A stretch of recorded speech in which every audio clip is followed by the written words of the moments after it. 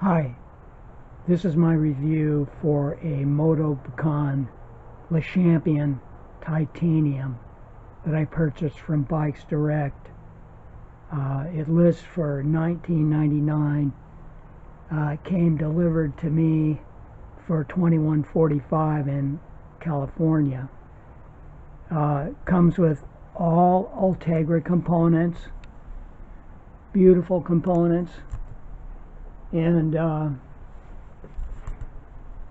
it came with it has a compact crank, and it came with this cassette, which is 11 through 34, and with that cassette I just found the gaps between I think it jumps 11, 13, 15, 17. So I bought a Shimano 105 cassette that's 11 through 30. Now that's now you get 11, 12, 13, 14, 15. You know, much narrower gaps between those gears, and I just love. I mean, I can't tell you how much I like this bike. It's just been, it took me a little getting used to it. I had carbon fiber frames, and this one just a little bit heavier, but oh man, it's so smooth and so stable. I was riding down 150 the other day, and I hit over 50 miles an hour, and it just felt solid. And the DT Swiss P1800 wheels are just fine. The stock tire Schwalbe, they've held up real well. I'd say you can see, I mean, gosh, hardly any wear on that front tire. And it's came with a 25 millimeter tire. And then the back, well, of course, a little more wear on the back, but just totally fine. Now I did also change the saddle. It came with a fine, good saddle, Ritchie saddle, but I had this cubic Cell Italia that I really liked a little bit better, a little more comfortable. And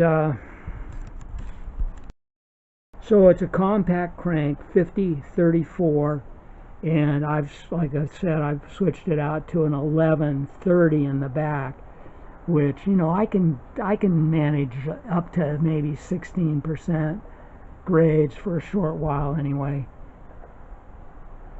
And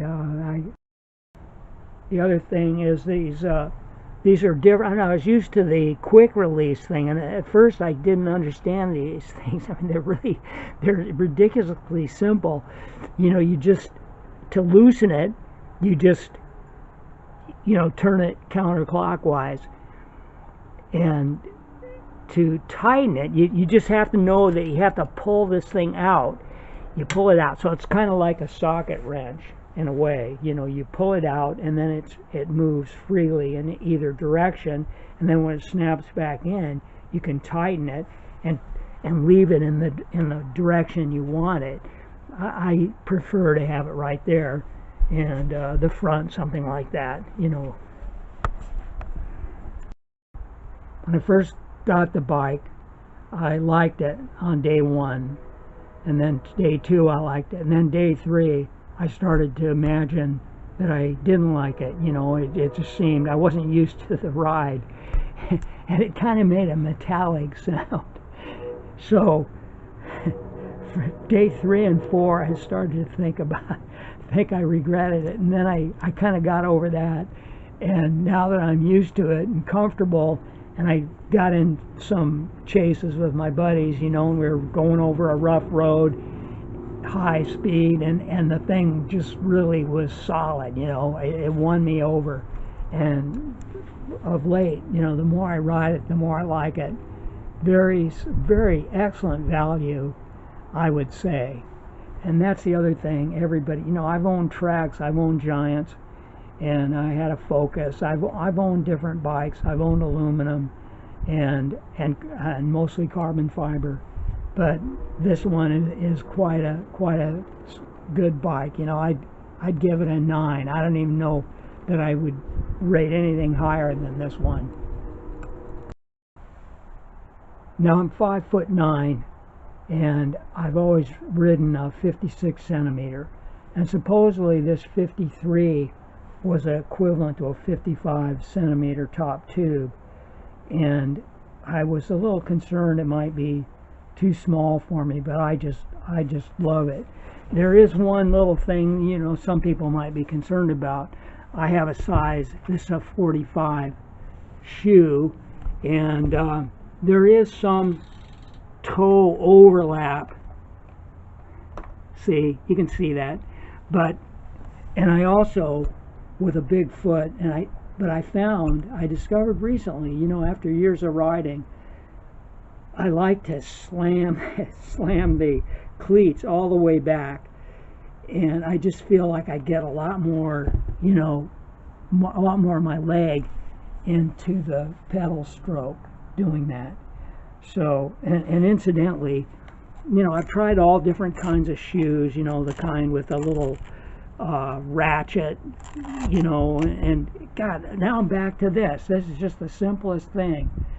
In fact, this whole bike is, and one reason I got it is just the low maintenance. I mean, all the cables are exposed, and, you know, some people might not like that, you know, for the aesthetics, but I just appreciate it, you know. I mean, aesthetics don't bother me, and there isn't a whole lot of cable exposed, you know, up here anyway. And I didn't want electronic shifting or disc brakes. You know, I just prefer the simplicity of this setup here.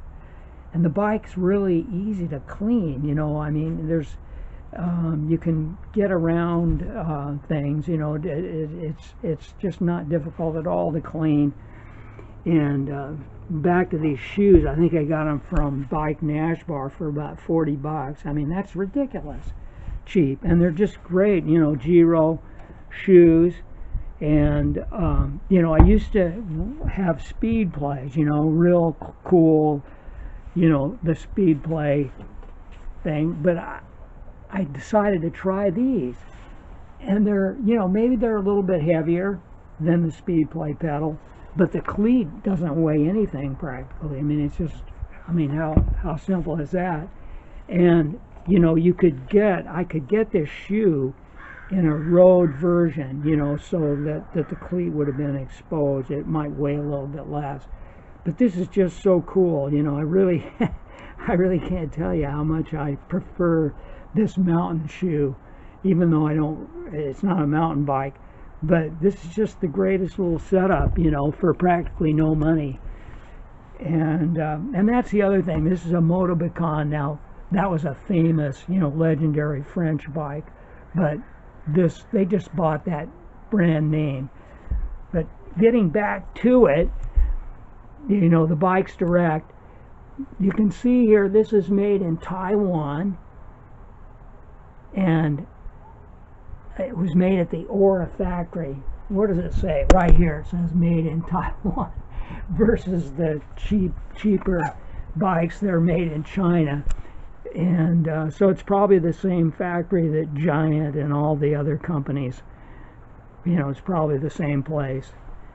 And okay, I'll touch briefly on lubrication. I've used Tri-Flow in the past, which is a good, you know, good lubricant, good chain lube. And I've used the wax type, you know, the dry lubes, Teflon. And now I'm trying this. You know, these this is something got pretty cheap on eBay, wax-based chain lube, and well, I guess it's similar to that, to the dry. And then the silicone spray for the derailleurs and shifters.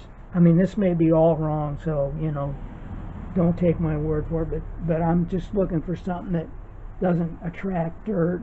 And so far, that's, you know, I've got about 2,000 miles I've ridden this bike, so I'm really, you know, it's not like I just got it out of the box. And you know, I haven't really done anything to the chain or the cassette. other than spray that stuff on it there in the yellow can, because it just doesn't seem to attract a lot of dirt. And the silicone spray, I just shoot it into these areas here, and you know, maybe all wrong, but everything seems to work smoothly, and gives you a little moisture protection, I think.